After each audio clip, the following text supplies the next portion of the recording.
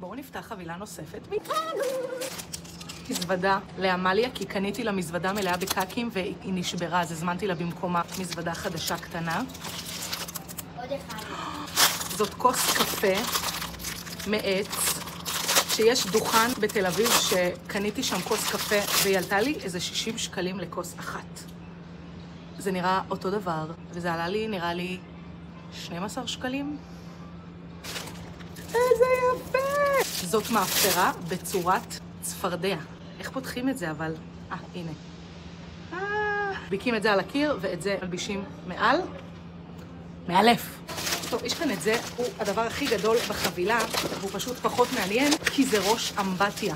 זאת חולצה, בד לא משהו, זה בד כזה, אפשר לשמוע אותו אפילו, אבל תראו.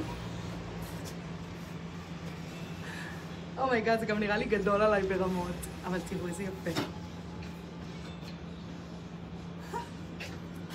יש כאן שתי במבים. יפה, ובאחלה איכות בשביל 15 שקלים שזה עלה. תראו איזה יפה.